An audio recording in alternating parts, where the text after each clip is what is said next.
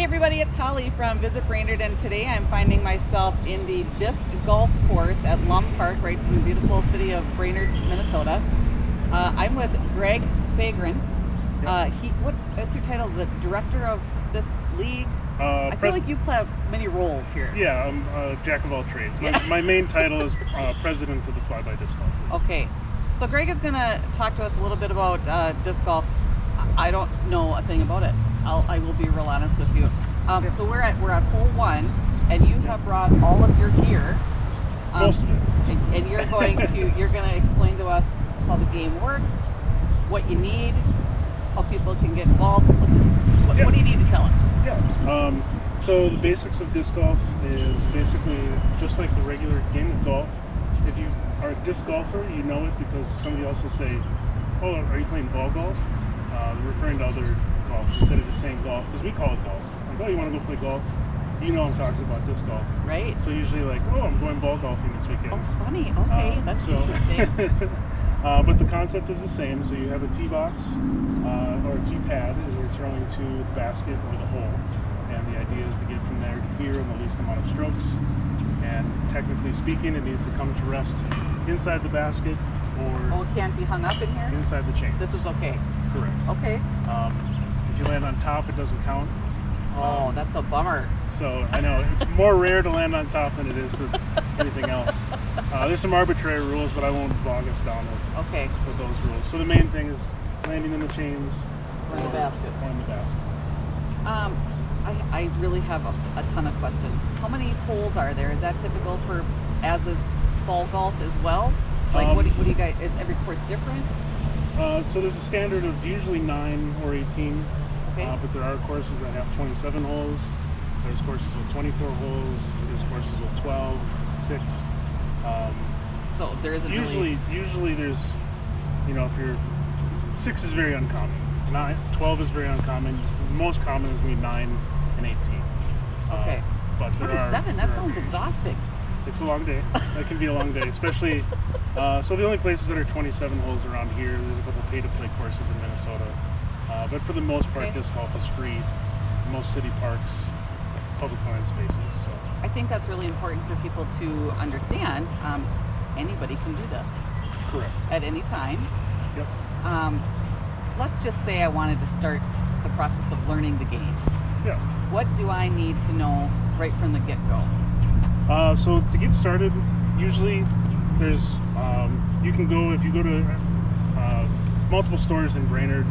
Easy Riders Bicycle and Sports Shop has it. Dick's Sporting Goods has some discs. I think Walmart has some discs, but there's also the Rick. Now I'm going to draw a blank on the name of his shop. He's downtown. He's got some discs for sale as well. There's a handful of places in the area. At the gallery? The gallery, yes. Okay, perfect. I'm like, I know the owner's name, and I'm drawing a blank on the name. When you said Rick, I knew who you're talking about. So I haven't been there for a little while, but he usually had some discs back in the records section. Okay, very cool. But if you go there and you don't know what you're looking at, right? I'd be like, okay, well here they are, but now what? So there's 3 main styles of discs, and I'm trying not to bore you too much. You have your putters, which are obviously short distance. They're going to be more accurate.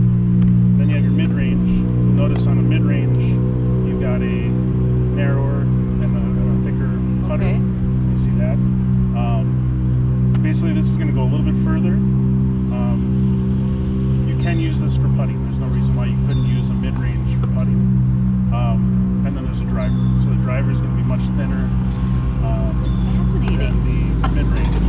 And you definitely want to stay away. They call it a high-speed driver. You can see how much super sharper narrow that is. So you're getting to something that's very, very narrow like that compared I feel to like a you putter. could cause injury with that one if somebody was in the wrong spot. That's why I said I'd jump in front of you. If something came, I'll take the hit. Okay. But if you were going and you're trying to find a disc to start, I would recommend the mid-range. Reason for that, a lot of people are tempted. They're like, ooh, maximum distance. Right. But unless you have power to throw it, it's not going to go very far. So there's guys in our league that can throw upwards of 500 feet. Very long throwing. But if you just are starting, this is basically going to go out and crash to the ground. You're not going to get much flight from it, but they're able to throw and get a nice long flight because of their power. Whereas a mid-range, it has simplifying it. It's not going to do as much in the air. It's got less motion. So if you're throwing these two discs at the same speed, this one's going to go out and dive off hard, whereas this one's going to go out and kind of fade. Okay. Versus like cutting to the side. Got it. So a lot more forgiving for a beginner player. It's not going to throw as far. And that's definitely the one I'd be getting. Okay. Right. And so usually I tell people, once you get a mid-range and you start finding yourself being accurate and you're like, I want to be able to throw farther, then go back and maybe look for what they call a fairway, which is something that's faster than a mid-range but not a high speed. To go one step deeper, and I'm not going to go too crazy, the reason why I carry so many discs, these are all high-speed drivers. They're all the same. I would imagine not. No. So what are the differences? There's a terminology called stability. So you have overstable and you have understable and stable. So when you throw a normal frisbee, typically like a catch ultimate frisbee, yep. When you throw it flat, it kind of curves to the right, right hand, backhand. Yep. You throw it out there, it kind of curves. So you end up throwing a frisbee like this, so it flips up and goes straight. Otherwise, if you try to throw it flat, yep. It dives to the right. Ultimate frisbees are understable. And so out of these, this is my most understable driver. So if I have, like on hole 2 here, it comes down and turns to the right as a right hand backhand.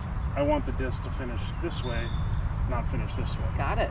And so if I was able to throw forehand, which I'm not very proficient at, when you throw it this way, the disc is going to go to the right.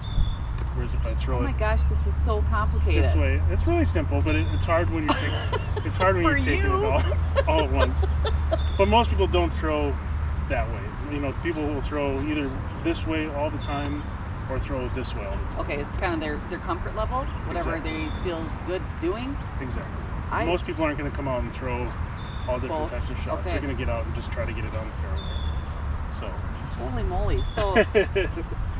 But that's why, you know, at Lum Park, I don't really have a reason to carry these discs because the distances aren't so long. Okay.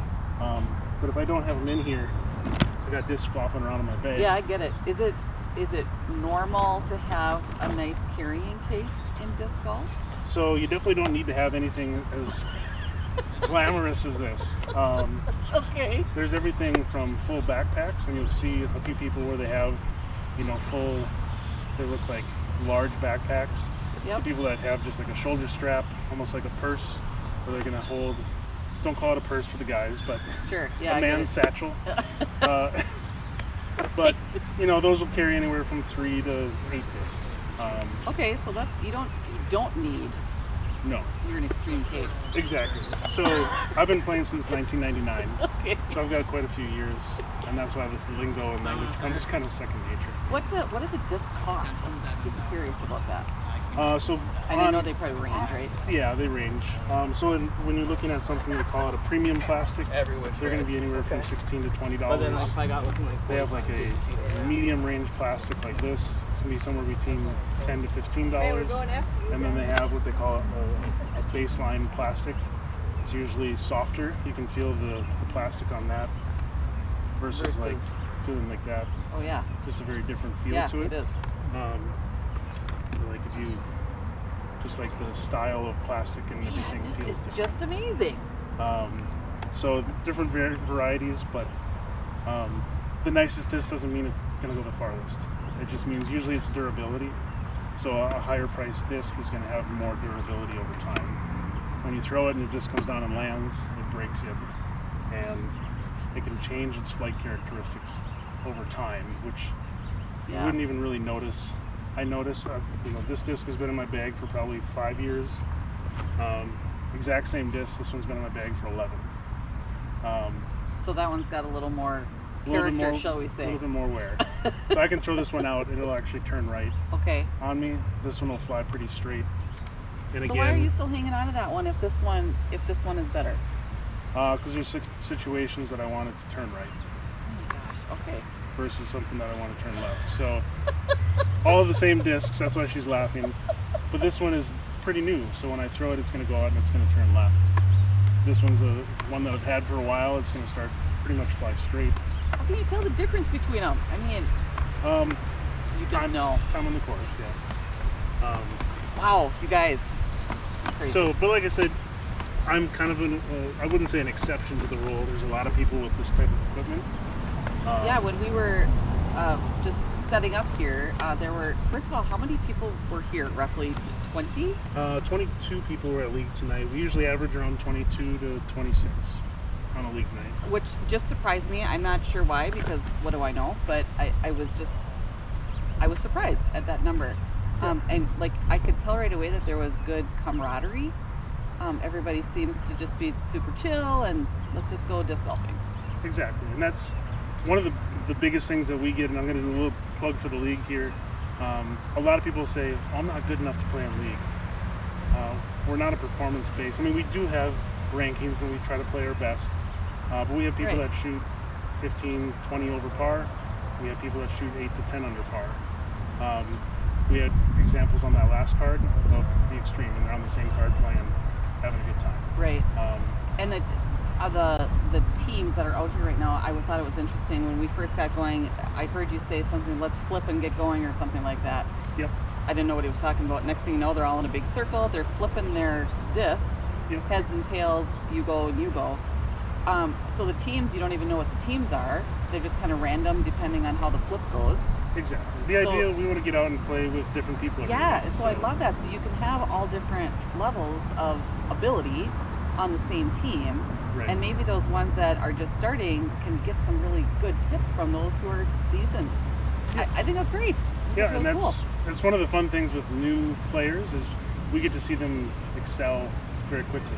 You know, they come out and they're like, oh, I've been playing for 2 years, I'm not very good. And all of a sudden they come out and they go, that's possible? How do you do that? And they're asking the questions. And then all of a sudden, within a few weeks, all of a sudden they've shaved 3-5 strokes off their score. What a success story. So we had Keontae, he was on the card out here. Keontae, I'm going to name drop you. He said he came out and played 9 holes, and the very first time he came out here, he played, 18 holes, and he shot like 20 over. And the other day he came out and he said he shot 6 over. And this is his first year playing with league, so in the past improvement. 2.5 months, he's improved by almost 12 strokes.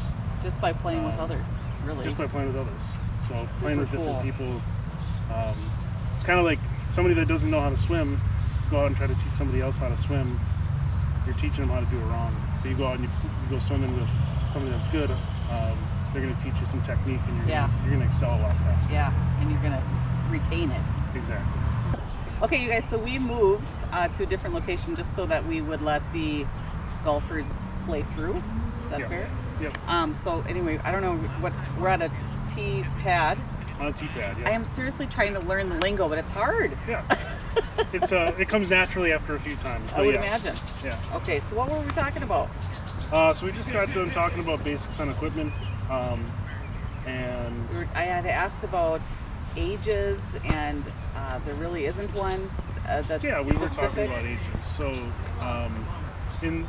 for league, we don't let anybody that can't drive here themselves. They have to come with somebody that can. Okay, perfect. We're just not a daycare service. Appreciate that. The very first year, kind of a fun anecdote. First year we had a person that came up with like 2 kids that were like 7 and 8. And they're like, you guys are doing disc golf, right? So what time do you think you'll be done? And I'm like, I'm not taking your 7 and your 8-year-old kid. Yeah. And so we kind of put a stipulation out there. We made it kind of a cutoff. If you can't drive here, you got to be with somebody that can drive here. Yeah, I think that's fair and probably appreciated by all the other players. Yeah, and you can have people come out. We have people come with strollers from time to time with their kids with them, and young kids. They're not necessarily playing with, but they might be flinging a disc around in the backyard. Yeah. Background. Yep, that's awesome. And then we have he's not here tonight, but one of our guys, Vietnam vet, he's 71. Okay. Plays with our league, and so that's kind of our age range. Okay, a wide range, which is great. Pretty wide. I love the fact that it's really for anybody, and the cost is low, other than your equipment. Right. I But got this a lot is here. this is not. I don't want to say not normal, but it's extreme. You don't need all this. Exactly. Easy enough. You can just get a little carrying bag and get 3 discs and Just start playing. Just grab one. I'm just as ready to go out and play 18 holes like this. With that one. Yeah. Okay. So, I mean, you don't have to have everything. I might not have every shot that I normally would be used to throwing for myself, but I could easily go out with one disc. And oftentimes, I might be traveling, we got a bunch of stuff, we got the kids Right. with. I don't have room to put this in the car, so I might bring 2 or 3 discs. And if there's a small 9-hole course, my wife and my family will go out and we'll just, I got a couple small minis that I give to my kids. Like that. So your kids will play with this just to Yeah. be a part of playing. Yeah, they're just out there. That's they're great. 1 and 3, so they're not old enough to be Right. throwing something like that. They probably have more skill than I do. So my youngest one, my 1-year-old, is getting pretty good at it. Right. He really enjoys throwing stuff. But That's embarrassing. but he's not, probably 15 feet maybe at most. Yeah. But he's turning 2 in July, so he's got the latter half to He's going to be your competition someday. someday. Yeah, That's awesome. probably in 5 years. Yeah. These young kids. Can you tell me a little bit more about like what other courses are available right here in this area? Yeah, so we've got Lum Park here, obviously, and then in town we have CLC, Central Lakes College. Yep. They've got a 9-hole course there.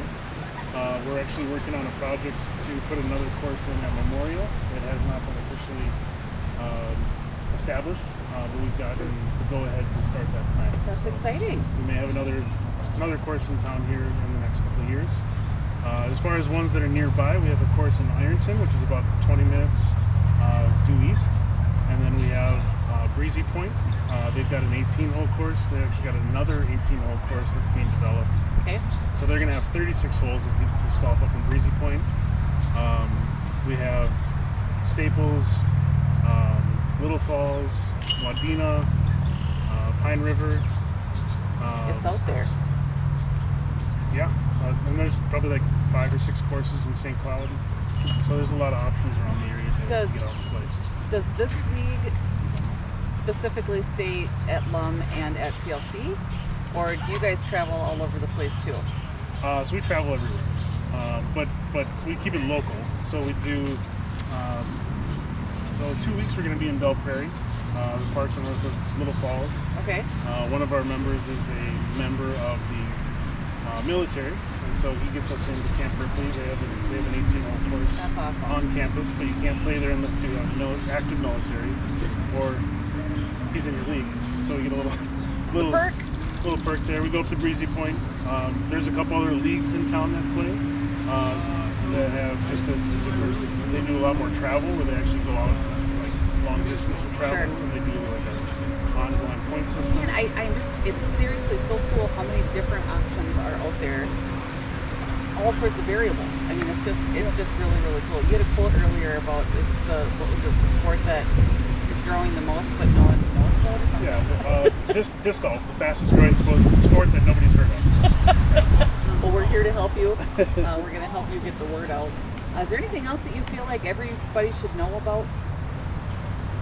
We covered a lot of information, but I don't know what I'm not knowing. Yeah, so we covered the basics, and if we get deeper into it, it's just going to get more confusing, I think. But the general thing is, if you don't know what you're doing, come out to Lum Park. Right.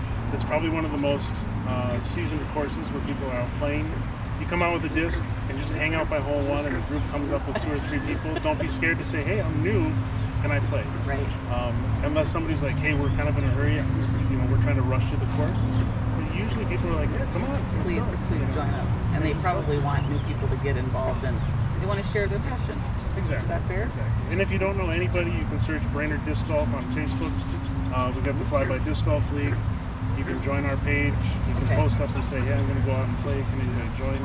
And we've got almost 400 members on our Facebook page. That can see Fantastic. that. And if they have questions, they can message you through Facebook too, and just be like, Yeah. when are you guys playing, or where are you going to be at what time, and all that. No, Okay. just like in grade school, no question is dumb. Only question that's not asked. So never feel That's ashamed. great. We all started somewhere. In '99, the first time I went out and played, my dad and I went to a course in Emerald Grove Heights in the Valley, and we brought ultimate frisbees. And we got out there, and all of a sudden we saw people with discs, and we're like, "What is that?" And that was the only time I ever played with an ultimate frisbee. Because after that, I was like, "Well, I'm not going back out there with an ultimate." until we had a league night once where we were like, oh, we're going to do an ultimate night. We had a guy Oh my that had, gosh, you guys are funny. and so Okay. everybody got one of our league members that year he played all kinds of ultimate, so he had probably 40 ultimate frisbees. He just brought his bag with for practice. Gave everybody an ultimate. We played a whole 18 holes Oh, of ultimate fun. frisbees for fun. And I suppose the game was probably a little bit different because no one was used to that disc. Oh yeah. And then, I bet there was some laughter. Yeah, a lot of laughter. Well, perfect. That's what you guys are all about. Yeah. And also, of course, learning the sport. So I love that you schooled me on something that I'm unfamiliar with. Perfect. Appreciate that. You guys, if you're interested at all, please get in touch with the Fly By Disc Golf folks. They'd love to have you get involved, or even just to teach you a few new things, give you some tips and tricks. This is definitely a way for you to love Brainerd like a local. Make sure you check them out. All right, so I'm here with a couple of our league members. We got Paul and Riley, and I just want both of you guys to give us a little bit of a, when did you start playing disc golf, and what kept you going over the years? Sure. So I started playing in the 80s when I was dating my wife down in the cities, and it was a cheap date. And we, because you just buy discs and then the parks have the places to play, and a lot of them, well, none of them charged at that point back then. And then I kind of got busy in life, and 90s started having kids, and then my oldest son went to college and he picked up disc golf. And when he moved back up here, he joined the league, and I'm like, hey, I think I could try that again. And so I started about 7 years ago, and it's been great. It's just a great way to get out and have some fun. And my claim to fame is I haven't had an ace since the 80s. In that drought, but it'll come soon. Yeah. Well, I guess, Riley. yeah, so I started playing disc golf around 2011, 2012, and when I first started playing, I didn't play, you know, it was just something that we'd come out and do. I mean, I don't even know if we really kept score. And then one of my friends invited me to go play one time, and it happened to be a Wednesday night. And I've known Greg from prior events that we've, you know, seen each other at or in public. Mountain biking, I think, was the first time, right? Yeah, and I said, well, you know, maybe I'll give that a try, and you know, it just kind of No, I can't get rid of you. escalated from there, and here we are. Oh boy, quite a while later, and I guess I just play because it's a good thing to get out and do in the middle of the week and get a little time off from work. Me personally, I started playing in '99 with my dad, and I just played very recreationally. I got out with 2 or 3 discs. Didn't really know what I was doing. I found a disc that didn't have names or numbers on it, and we just went out and played. And then I went to college and kind of fell off, and then started playing recreationally again, and then I moved out to Virginia, and I was like, how do I meet people? You know, I'm not looking to just meet a girl, I want to meet some friends, but you don't go to a bar and be like, hey, what's up, guy, you want to be my friend? So I created disc golf as kind of I call it my mandate. I would just go out to hole one as I had suggested you guys to do, and I just waited for somebody to show up, and then I'd play around with them, and if they were nice, say, hey, let's get another round in sometime, and I created some friendships that way. And so when I moved back to Brainerd, or moved back to Minnesota, I did the same thing. I came out here and I met a couple guys in the tee box, and within about 3 months, we're like, we got to start a league. And that's what happened from there, and then it's been kind of a story since then. So I appreciate you guys sharing the story. Appreciate it. Good luck on the round. I gotta go putt. Yeah. Thank you.